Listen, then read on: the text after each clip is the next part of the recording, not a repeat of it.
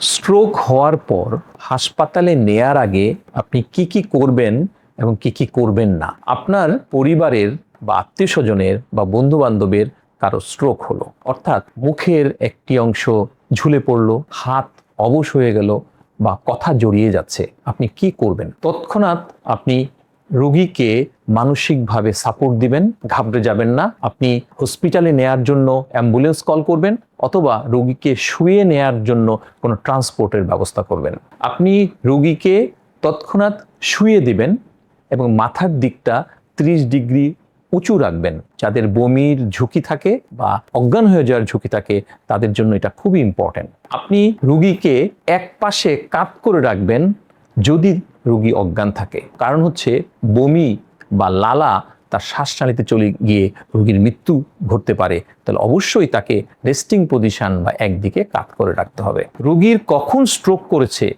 সেই সময়টি খুব ইম্পর্টেন্ট, সেটি আপনি মনে রাখুন অথবা কোথাও লিখে রাখুন। এটা কিন্তু চিকিৎসার জন্য আমাদের পরবর্তীতে লাগবে। এবং রোগী যে ওষুধগুলো খায় তার যদি ডায়াবেটিস থাকে অথবা প্রেশার থাকে বা অন্যান্য রোগ থাকে, তাহলে যে ওষুধগুলো খাচ্ছে তার ওষুধপত্র সাথে নিয়ে হসপিটালে যাবেন। আর আপনি কি করবেন না, আপনি রোগীকে কোনো কিছু খাওয়ানোর চেষ্টা করবেন না, পানি পান করানোর চেষ্টা করবেন না। অনেক সময় রক্ত তরল করার কিছু ওষুধ থাকে, অ্যাসপিরিন, এগুলো খাওয়ানোর চেষ্টা হয়, সেটিও আপনি করবেন না। কারণ আপনি জানেন না যে তার রক্তক্ষরণের জন্য স্ট্রোক হয়েছে কিনা। কেন রক্তনালী ব্লক হয়ে যাওয়া বা রক্তক্ষরণ দুইটির জন্য স্ট্রোক হতে পারে।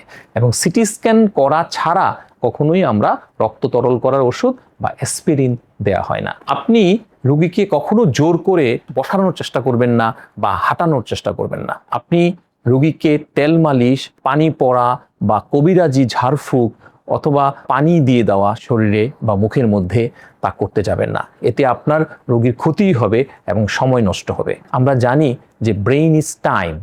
আপনি যত দ্রুত যেসব হসপিটালে স্ট্রোকের চিকিৎসা আছে সেখানে নেয়ার ব্যবস্থা করবেন অ্যাম্বুলেন্স দিয়ে বা রোগীকে শুয়ে নেয়ার মতো ট্রান্সপোর্টের মাধ্যমে।